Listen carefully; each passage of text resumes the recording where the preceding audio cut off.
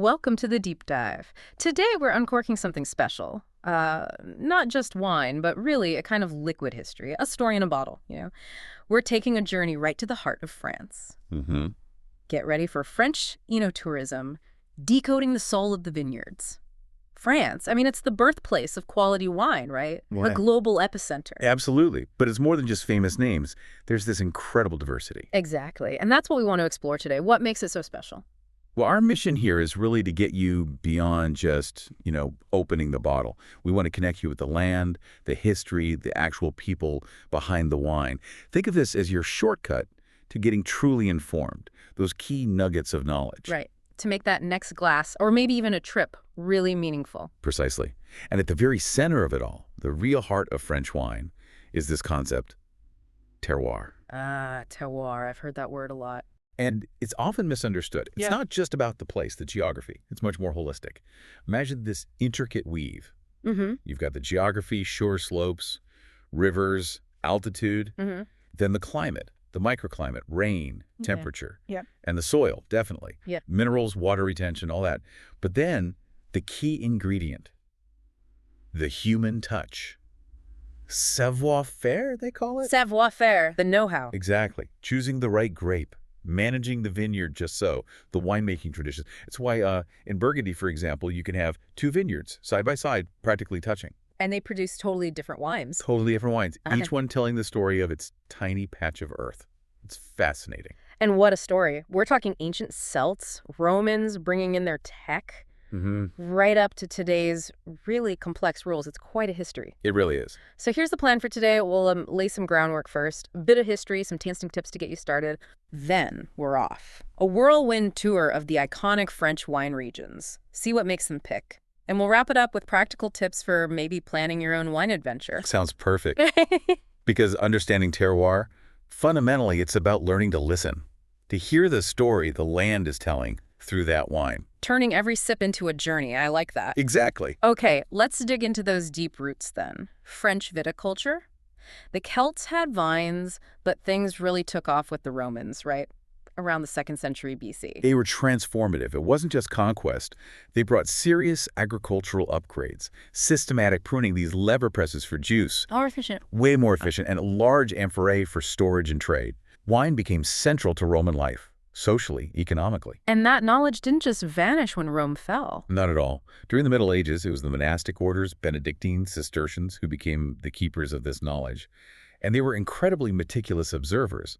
They kept detailed records of different plots of land, noting how tiny changes in soil or sun exposure affected the wine. Those records, built up over centuries, became the foundation for Burgundy's climates. These precisely defined vineyard plots, That's with UNESCO status now. that's them. A testament to that long history and deep understanding of the land. Amazing. But then came the 19th century, and disaster struck. Phylloxera. A nightmare scenario. This tiny insect, Dactylosphera vitifoliae, native to North America. Not native to Europe. Exactly. Yeah. And European Vitis vinifera vines had no defense. It attacked the roots, killed the vines, widespread devastation. So how did they fix it? It could have wiped everything out. It almost did. The solution was ingenious, though, grafting. They attached the European vines onto resistant American rootstock. So European top, American roots. Basically, yes, it saved the industry. But that crisis, terrifying as it was, actually highlighted the need for, quality control, authenticity. Which led to? It paved the way for the modern regulatory systems, specifically the Appellation d'Origine Contrôlée, the AOC system, formally established in 1935. AOC. Okay, I see that on bottles. What does it actually guarantee? Its main job is protecting quality, authenticity, and where the wine comes from. It sets strict rules. Like what kind of rules? Things like which grape varieties are allowed, only those suited to the local terroir, maximum yields per hectare, specific ways of making the wine, aging requirements, even minimum alcohol levels. So it's really specific. Very specific. It enshrines that terroir concept in law. It guarantees that a wine labeled, say, Sancerre, comes from that specific place and is made according to its traditional methods. Got it. So history, terroir, AOC. Now, let's say you've got a glass in front of you. Yeah. How do you actually taste it like you know what you're doing? Give us the sensory lowdown. First step. Right. It's about using all your senses. And you start before you even sip. Just look at it. Observe. Observe. Tilt the glass, preferably against something white. Check the color. Is it pale yellow-green, deep gold, ruby red, deep garnet? What does the color tell you? It can give clues about age, maybe how it was made. The grape variety, a deeper color might suggest more concentration, perhaps more sun or a specific grape. Look for clarity, intensity too, any sediment. Okay, step one. Look. Then, smell. Swirl the glass gently that releases the aromas. Then stick your nose right in and inhale. What am I smelling for? Layers. First, primary aromas, fruit, flowers, herbs, stuff from the grape itself. Then secondary aromas, often from the fermentation process. Think bread, yeast, maybe brioche and sparkling wine. And finally, if it's an aged wine, tertiary aromas, spice, earthy notes, leather, tobacco, coffee, minerals. The more complex the aromas generally, the more interesting the wine. Makes sense. And then the moment we've been waiting for the taste, what are the key things to notice? Take a small sip, let it coat your whole mouth. Think about acidity, that freshness, that cealizing, like green apple. Okay. In reds, notice the tannins. That's the drying sensation gives the wine structure. Is there sweetness, usually felt on the tip of your tongue? And then the body, is it light, medium, full? How does it feel, texture-wise? And the finish. You mentioned persistence. Yes, the finish. How long do the flavors linger after you swallow? A long, pleasant finish is often a sign of quality. It tells you the wine has substance. Great tips. Now, what about buying wine or staring at a massive wine list in a restaurant? Any quick pointers? Yeah, for buying, especially if you're in France, try looking for artisanal producers. Yeah. Smaller scale, often less interventionist winemaking. You tend to get a really pure expression of the terroir. Go small, go authentic. Often, yeah. And on a wine list, look beyond just the broad regional name. See if there are village names or even specific climates listed, especially for Burgundy. That usually points to more complexity, more specific character. Good tip. And food pairing overwhelms me sometimes. Yeah, it can seem complicated. But here's a golden rule. Super simple. Almost always works. Pair wines and foods from the same region. Really? That's simple? Honestly, most of the time. They grew up together. Think hearty Bordeaux with a rich entrecôte à la Bordelaise, or that crisp Saucier with local Loire Valley goat cheese. It just fits. A natural harmony. Love it. Keep it local. Okay, we've got the history, the tasting tools. Let's go on tour. Where are we starting this grand tour of French wine? Let's head northeast first, to the land of elegance and freshness, Champagne and Alsace. Champagne, bubbles, celebration. What's the secret there? Well, a big part is the climate. It's cold, continental. That coolness is crucial for keeping the grape's acidity high, giving it that vibrancy. And the soil. Chalk and limestone, amazing drainage, and it imparts this distinct minerality. It's key to the elegance and complexity. And it's usually a blend of grapes, right? Typically, yes. The big three. Chardonnay for elegance and citrus notes, Pinot Noir for structure and red fruit depth, and Pinot Meunier for fruitiness and sort of suppleness. The art is in the assemblage, the blending to get that perfect balance. And the bubbles, that famous method. The traditional method, yeah. Second fermentation happens right in the bottle. Then remouge, turning the bottle so the yeast collects in the neck. Degorgement, freezing and popping out that yeast plug. And finally, the dosage, adding a bit of sweetened wine to determine the style blend. Brut, Rosé, Blanc de Blanc, etc. So much work goes into it. What about visiting? Oh, it's incredible. You have the grand houses in Reims, and Epernay Moët and Chandon, Veuve Clicquot, Ruinart with its ancient chalk cellars, the Crayers. Many are UNESCO sites. Wow. But also seek out the récoltant manipulants. These are growers who make their own champagne, often smaller, more intimate visits. A direct connection to the vineyard. And pairing, beyond just celebration. Oh, yeah. Brut is classic with oysters or sushi. Rosé is great with goat cheese, charcuterie. A richer vintage champagne can handle poultry, even truffles. Nice. Okay, let's hop over to Alsace, right next door. Feels a bit different, doesn't it? It does.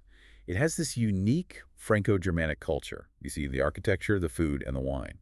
It's protected by the Vosges Mountains, which gives it a surprisingly dry, sunny climate. And they focus on single grape varieties more, right? Often in those Paul green bottles. Exactly. The Flute d'Alsace. They're known for their varietal wines. Dry Riesling is a star vibrant mineral, develops amazing petrol notes with age. Gewürztraminer is super aromatic like shea, rose, ginger. Pinot Gris is richer, often smoky. Muscat is floral and grapey. Sounds delicious. And the wine route there? The Route des Vins is iconic. 170 kilometers of stunning villages. Reykjavik, Egusheim, Kaisersberg with those colorful half-timbered houses. You absolutely have to stop at a Windstub, a traditional tavern for local food and wine. I did that. Reykjavir had Gewürztraminer with Munster cheese. Mind blown. Classic. It's a powerful combo. Riesling with Choucroute garni is another must-try. Pinot Blanc with tarte flambe. It's a fantastic food and wine region. Okay, where to next? Complexity and lightness, you said. Yes. Let's head to the heartland. Burgundy and the Loire Valley. And Burgundy. Well, this is where terroir becomes an obsession. Climates. The climates. Hundreds of tiny, precisely mapped vineyard plots, each believed to have its own distinct character. It's the spiritual home of Pinot Noir and Chardonnay, where they reach incredible heights of complexity. And that classification system is key, right? Regional, village, premier cru, grand cru. It's fundamental. It reflects that hierarchy of terroir.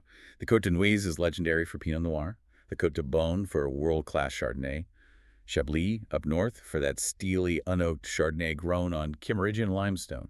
Visiting Burgundy seems like it would be about smaller producers. Very much so. It's about the domains, the grower-producers.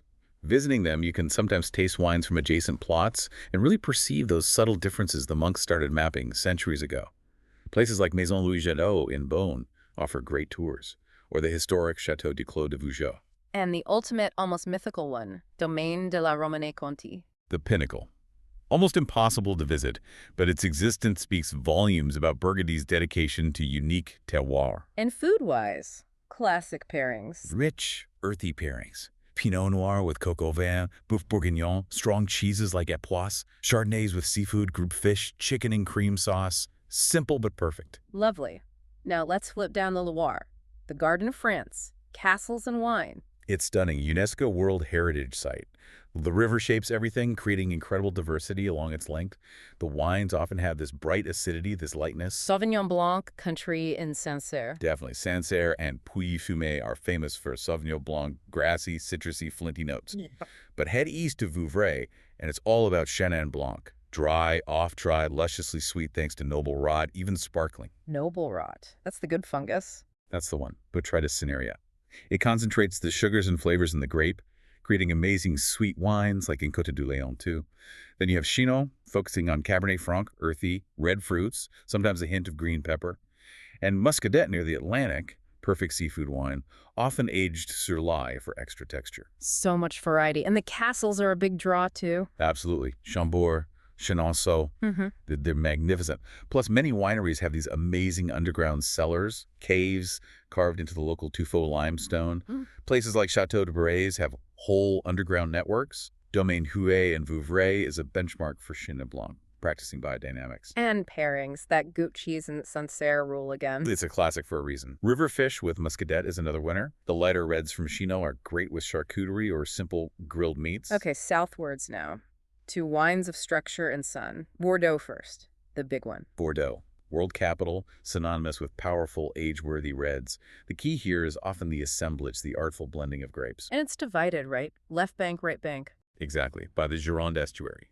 Left bank Médoc, graves dominated by Cabernet Sauvignon, grown on gravel soils. Think structure, cassis, cedar, tobacco, home to icons like Lafite, Latour, Margaux. The classified growths? The famous 1855 classification, yes. Then the right bank Saint-Emilion, Pomerol, more Merlot-focused on clay soils. Generally softer, plummier wines, notes of cherry, chocolate, truffle. Cheval Blanc, Petrus are legends here. Visiting Bordeaux sounds grand. Chateau everywhere. It is impressive. Many of the top chateaux offer tours, showcasing incredible architecture and history. Plus, the Cité du Vin in Bordeaux City is a must-visit, a fantastic interactive museum about wine globally. And food. What goes with those big Bordeaux reds? Classic pairings include entrecôte à la bordelaise, steak with shallot and wine sauce, lamb from Pauillac, or maybe lamproie à la bordelaise if you're adventurous lamprey stew. Dry white Bordeaux is great with oysters from nearby Arcachon. Okay, moving down along the river, the Rhône Valley. Power and emotion. That's a good way to put it. It's a long valley, historically important, with a distinct split between north and south. What's the difference? The north is cooler, steeper slopes, granite and schist soils. It's Syrah territory. Structured, spicy, dark fruit, sometimes violet or olive notes. Think Côte Rôtie, where they might co-ferment a tiny bit of Viognier with the Syrah, or powerful Hermitage and Cornas. And the south? More Mediterranean. Warmer, flatter in places, influenced by the mistral wind. You see those famous galets roulés, round pebbles that absorb heat. Grenache is king here, often in blends, GSM, Grenache, Sierra, Mourvèdre. Fuller-bodied, fruitier wines, often with notes of Garrigue, those wild herbs like thyme and rosemary. Châteauneuf-du-Pape is the star there. It's the most famous appellation, yes. Allows up to 13 grapes, though Grenache usually dominates. Those galets roulés are iconic there. But Gigondas and Vaqueras offer great value too, and Tavel is unique in appellation just for powerful, dry rosé. What do you eat with these powerful Rhône wines? The reds demand rich food. Stews like daube de boeuf, game meats, mushroom dishes, strong cheeses. The whites, often blends of Marsanne, Roussanne, Viognier, pair well with richer fish or poultry. Tavel rosé is great with Mediterranean food, barbecue. Last stop on our regional tour, Provence, sunshine and rosé. Sunshine and rosé central.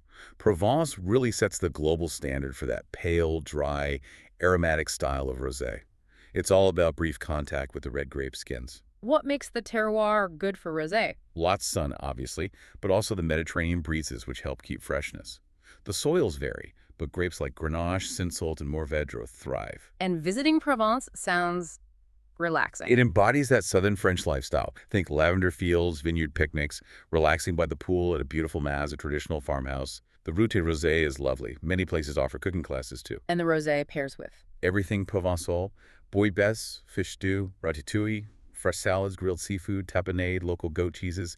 It's incredibly versatile. What an amazing tour. Okay, let's shift to practicalities. If someone wants to plan a trip, when's the best time to go? Well, spring is lovely, April to June. Vineyards are green and blooming. Weather's usually mild. Nice. But autumn, September, October, is also prime time. You get the excitement of the vendima, the harvest, plus beautiful fall colors in the vineyards. It can be busy, though. How about getting around? A rental car gives you the most flexibility, especially for exploring those smaller roads and villages. The TGV high-speed train is great for covering long distances between major regions quickly. Or you could opt for guided tours if you prefer not to drive and want everything arranged. And where to stay? Lots of options, I imagine. Oh, absolutely. You can stay in actual Chateau de Vin for a luxurious, immersive experience. Gîtes Euro are self-catering country cottages, great for authenticity and independence. Okay. Boutique hotels in cities like Bordeaux, Beaune, or Reims offer comfort and convenience. And chambre, basically B&Bs give you that warm, personal touch from local hosts. Sounds great. Any final planning advice? Book ahead, especially if you're traveling during peak season, like summer or harvest. Accommodations and, crucially, winery tours often need reservations well in advance. Many smaller places especially aren't just drop-in. Good point. Plan ahead. Now, to help navigate all this, maybe a quick glossary of key French wine terms. Excellent idea. Let's demystify some labels. Okay, first up, cru. I see that a lot. Grand Cru, Premier Cru. Right. Cru literally means growth, but in wine terms, it signifies a specific vineyard or area recognized for its quality. It's hierarchical, especially in Bordeaux, Grand Cru Classé, and Burgundy, Premier Cru, Grand Cru, indicating top-tier sites. Got it. How about domain versus chateau? Good question. Domain is typically used in Burgundy and other regions to mean a wine estate that owns and cultivates its own vineyards and makes wine from them. It implies a strong connection to the land, the terroir. Okay. Chateau is the classic Bordeaux term for a wine estate, which includes the vineyards, the winemaking facility, and often, yes, a chateau or manor house. It also implies estate-grown fruit. Right. And a negociant. A negociant is a wine merchant or producer who buys grapes, juice, or finished wine from various growers or domains, then blends, ages, bottles, and sells it under their own label. They play a huge role, especially in Burgundy and Champagne. Makes sense. What's a cuvée? Cuvée simply refers to a specific batch or blend of wine. It can indicate a selection from particular vats, a special blend created by the winemaker, or sometimes the first pressed juice. Often implies a deliberate selection for quality or style.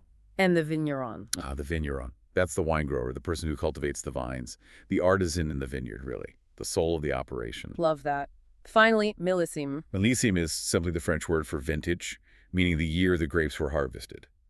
It's crucial because the weather of that year hugely impacts the wine's character and potential. Perfect. That's super helpful. What a journey we've been on, from Champagne's chalk cellars to sunny Provence. It's an incredible tapestry, isn't it?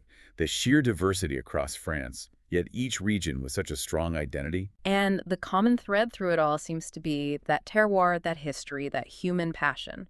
It makes French wine so much more than just a beverage. It truly is a cultural legacy. Mm. So maybe a final thought for everyone listening, whether you're planning a trip or just opening a bottle tonight, Mm. take a moment. Consider, what story is this particular wine trying to tell you? Yeah. What can you sense about the land it came from, the weather that year, the people who made it? Can you taste the terroir? A great challenge. Embrace that discovery. Right. Go explore, seek out those smaller producers, try the local food pairings. There's just so much to discover. Absolutely. We hope you enjoyed this deep dive, and we can't wait for you to join us again for the next one.